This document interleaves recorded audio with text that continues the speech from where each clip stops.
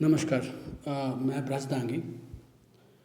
जैसा कि आप सबको पता है कि हमारे गुजरात में दांगी समाज के जो भी लोग रहते हैं उनका जनगणना का कार्य चल रहा है। चूँकि हम ओबीसी के लिए प्रयासरत हैं ताकि हमारे बच्चों का एटलीस्ट जाति प्रमाण पत्र बन सके, हमारा जाति प्रमाण पत्र बन सके। और चूँकि हमारे पास एक संख्या रहेगी, एक डेटा रहेगा, तो आगे समाज के विकास हेतु जो भी कार्य करना होगा उसमें सुविधाएं मिलेगी। तो इसको देखते हुए पिछले साल से हमने जनगणना का प्रारंभ किया है और कई लोगों ने फॉर्म भरा भी है, बट बहुत सारे लोग हैं जो फॉर्म नहीं भर पाए हैं। कई लोगों की ये शिकायत भी आ रही है कि उनको पता नहीं चल रहा कि फॉर्म कैसे भरना है। तो आज मैं आपको इस वीडियो में ये बता रहा हूँ कि आप इस फॉर्म को कैसे भरेंगे। तो देखिए, आपको जो मोबाइल पे मैसेज आया होगा, जैसे आप यहाँ पे देख सकते हैं कि ये फॉर्म है, तो आप इस पर टच कीजिए तो आपका फॉर्म खुल जाएगा।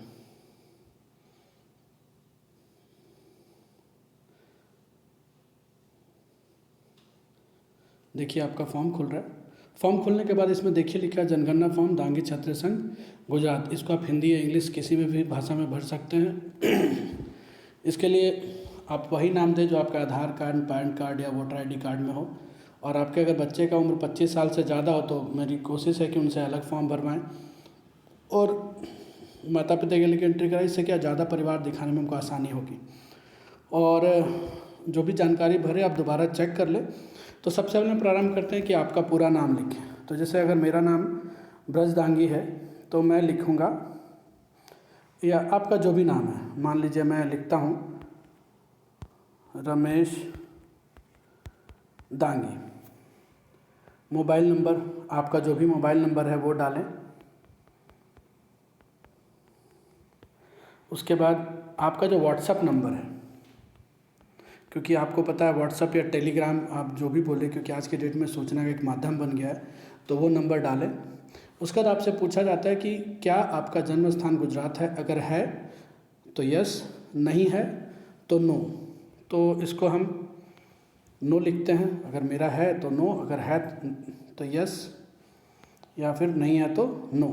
आगे चलेंगे। अब हम करेंगे कि आपकी जो, अगर आपकी शादी हो रखी है, नहीं हुई तो कोई, लेकिन अगर आपकी शादी हो रखी है तो is your wife husband birth place is Gujarat. अगर आपको यस करना है, नो तो यस, नो। तो भाई जो भी होगा, अगर आपके केस में है तो यस, नहीं है तो नो। ठीक है। इसका चलते कि आपके बच्चे का बर्थ प्लेस क्या है, गुजरात है या नहीं है। इस केस में अगर आपकी वाइफ या हस्बैंड दोनों में से किसी का जन्म स्थान गुजरात, या उनका जन्म हुआ ही नहीं है, या फिर वो मैरिड नहीं है, तो इस केस को नॉट एप्लीकेबल का एक फील्ड इसके आगे आ जाएगा। आप उसमें कर सकते हैं ऐसा। तो अब आगे चलते हैं कि is your child birth place Gujarat, तो हाँ या ना। अगर आपके बच्चे का हाँ है तो यस कीजिए, ना है तो नो कीजिए। अब ना कि कहते हैं कि उन बच्चों की संख्या बताइए जिनका जन्म गुजरात में हुआ है। तो मान लीजिए आपके जितने बच्चों का जन्म गुजरात में हुआ, 1 2 3 जो भी, वो डालिए। अब आपसे पूछा जाता है कि भाई माइग्रेटेड, कि आप किस राज्य से माइग्रेट होकर आए हैं, यहाँ पे कौन से राज्य के मूल निवासी हैं आप। तो यहाँ पे देखिए अलग अलग ऑप्शंस हैं। आप जिस भी राज्य से आते हैं वो राज्य यहाँ पे सेलेक्ट कर लीजिए। आप अहमदाबाद, गुजरात के किस डिस्ट्रिक्ट में रहते हैं, तो इसमें अलग अलग डिस्ट्रिक्ट के नाम है पूरे गुजरात के। आपका जो भी डिस्ट्रिक्ट है, अहमदाबाद, आनंद, बनासकांठा, जो भी है, आनंद रहते हैं तो आप आनंद डालिए, या जहाँ भी रहते हैं। उसके बाद आप जिस घर में रहते हैं वो आपका है या आप किराएदार है, तो आपका जो भी ऑप्शन आता है, या फिर आप फैमिली के साथ रहते हो तो आधार, अगर रेंट पर रहते हो तो रेंट, अपना घर है तो अपना घर, तो जो भी आप डाल सकते हैं। आपका परमानेंट एड्रेस बेसिकली आपका गांव का जो एड्रेस है वो आपको डालना है। तो आप अपना विलेज लिखिए, जो भी लिखिए, जो आपका गांव है वो लिखिए, डिस्ट्रिक्ट लिखिए,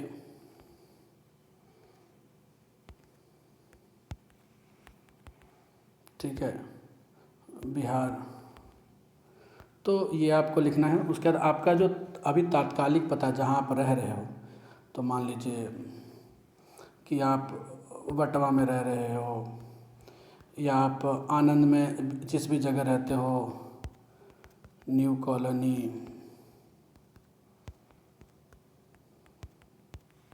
तो जो भी आपका एड्रेस हो वो, और किस साल में आप माइग्रेट होकर आए हैं। अगला फॉर्म जो आपका कहता है कि आप किस साल में माइग्रेट होकर आए हैं, तो आपको वो लिखना है। तो जिस भी साल से आप यहाँ रह रहे हैं वो लिखिए। मान लीजिए आप 99 से रह रहे हैं, 6 से रह रहे हैं, 88 से रह रहे हैं, 84 से रह रहे हैं, और उसके बाद आप ये बताइए कि कितने साल हो गए आपको, 1 से 3 साल, 3 से 5 साल, 5 से 10, अगर 5 साल 1 महीने भी हो गए तो अभी 5 से 10 साल की कैटेगरी में आएंगे आप।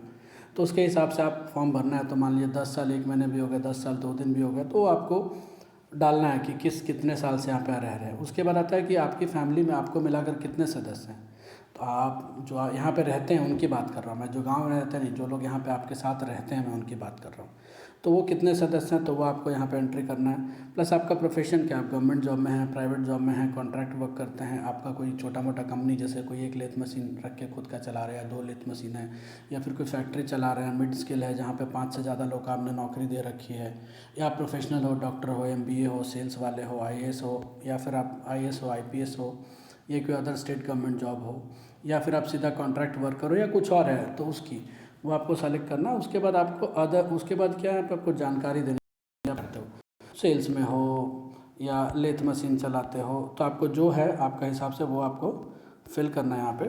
उसके बाद आपके परिवार की जानकारी देनी है, आपकी पत्नी का नाम, तो कुछ भी जो आपकी पत्नी का नाम हो मान लीजिए, और उसके बाद वाइफ की एज डालनी है, उनकी जो उम्र है वो डालना है। तो उम्र के लिए आप जो भी लिख दीजिए, जो आपका उम्र है वो लिखिए यहाँ पे 30 इयर्स। उसके बाद यहाँ पे देखिए ये आप लाइन प्रेस कीजिएगा तो आपको ये लाइन बन जाएगी, इसको आपको 2 बार प्रेस करना है, तो ये आपकी 2 लाइन आ गई। उसके बाद अगर बच्चा है तो बच्चे का नाम बेबी दांगी, मान लीजिए 2 क्लास में पढ़ता है, तो आप उसको ऐसे लिखिए क्लास 2, सॉरी इससे पहले उम्र है तो उम्र लिखिए कि 3 इयर्स, मान लीजिए 3 साल का है, 4 साल का है। वैसे अगर दूसरा बच्चा है तो आप फिर उसको भी ऐसे ही कीजिए, फिर दूसरे बच्चे का नाम यहाँ पे लिखिए। इस तरह से अगर आपके मम्मी पापा हैं तो आपके मम्मी पापा का नाम इसी तरह से आपको एज के साथ आपको फिल करना। इसको अगर आप चाहें तो एक और बेहतर तरीका है कि आप इसको यहाँ पे फिल करके एंटर दबा दें तो ये आपका नीचे नीचे आ जाएगा, तो ये आपको बेहतर रहेगा। फिर अगर आपको तीसरी जानकारी फिर से एंटर मारिए, फिर से नीचे आ गए, बेबी 2 दांगी आपने दिया, 2 इयर्स, क्लास 1, आप ऐसे डिटेल भर सकते हो। उसके बाद जब ये आपकी जानकारी फिल कर लेंगे तो यहाँ पे आपका सबमिट का बटन आता है।